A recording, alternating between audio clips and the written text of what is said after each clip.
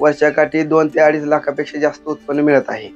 आणि हे जे बाग आहे ते अंकोली हे गाव जे आहे ते लिंबोणीसाठी प्रसिद्ध आहे आणि आमच्या गावातील सर्व शेतकरी म्हणतात की लिंबू म्हणजे शेतकऱ्याचं एटीएम आहे। कारण कुठली नमस्कार माझ्या प्रिय मित्रमैत्रिणींनो, आज आपण आलो आहोत मोहोळ तालुक्यातील अंकोली येथे। या ठिकाणी भैरवनाथ पवार या शेतकऱ्याशी आज आपण बातचीत करणार आहोत। त्यांच्याकडून जाणून घेणार आहोत त्यांच्या लिंबू शेतीविषयी।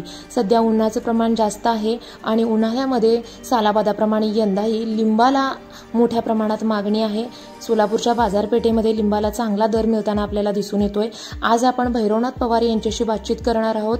गेली 15 वर्ष त्यांची लिंबूची बाग आहे। त्याचं व्यवस्थापन ते कशा पद्धतीने करतात, पाण्याचं नियोजन कशा पद्धतीने असतं, तसंच कीड किंवा रोगासाठी कशा पद्धतीने फवारणी किंवा इतर औषधांचा वापर केला जातो, याविषयी आज आपण त्यांच्याकडून सविस्तर माहिती घेणार आहोत। नव्याने प्रयोग करणाऱ्या शेतकऱ्यांसाठी लिंबू शेतीचा प्रयोग उत्तम असणार आहे आणि त्यासाठी त्यांना मदत व्हावी याकरिता आज आपण भैरवनाथ पवार यांच्याशी बातचीत करतोय। जाणून घेऊयात त्यांच्याकडून या लिंबू शेतीविषयी विशेष माहिती।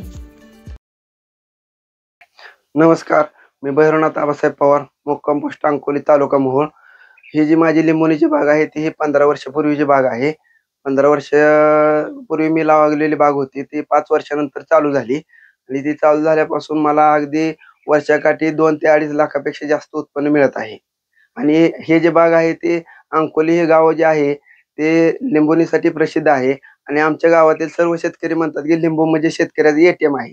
कारण कुठली जरी अडचण कमी जादा नडी अडचण असेल तर जर दुधात जसं कायम पैसा येतो तसं एका दिवशी शुक्रवारी जर मजुराचा रोजगार येत असेल तर सकाळी टाकल्यानंतर संध्याकाळी आम्हाला लगेच पट्टी भेटून जाते आणि लिंबू घेऊन आम्हाला बाहेर गावाला वगैरे जावं लागत नाही। आमच्या गावातच 7 ते 8 आडत दुकान आहेत, त्यामुळे लिंबू न्यायचा किंवा एक्सपोर्टचा काही विषय येत नाही। सकाळी लिंबू काढले आणि संध्याकाळी लिंब घातल्यानंतर लगेच आम्हाला रोखपट्टी भेटते, त्यामुळे आम्हाला लिंबूची शेती परवडत आहे। किती एकरात आणि किती रोप आहेत? हे बाग जे आहे ते 1.25 एकरात आहे आणि ह्यात साधारणतः 185 रोपटे आहे। त्याचं व्यवस्थापन कसं करतात? पाणी ह्याला आम्ही पावसाळ्यात ड्रिपनं पाणी देतो व उन्हाळ्यात जे आहे ते आम्ही मोकळं पाटानं पण पाणी देतो आणि ड्रिपनं पण पाणी देतो आणि उन्हाळ्यात खांदी बांधणी करून शेणखत वगैरे घालून फवारणी तीन व्यवस्थित करतो। आता उन्हाळ्यात सीझन सुरू आहे तर मग कसं भाव आहे आणि कशी विकली? मग आता साधारणतः मी 80 रुपयापासून 90-95 रुपयापर्यंत लिंबूला मार्केटमध्ये मिळालेला आहे।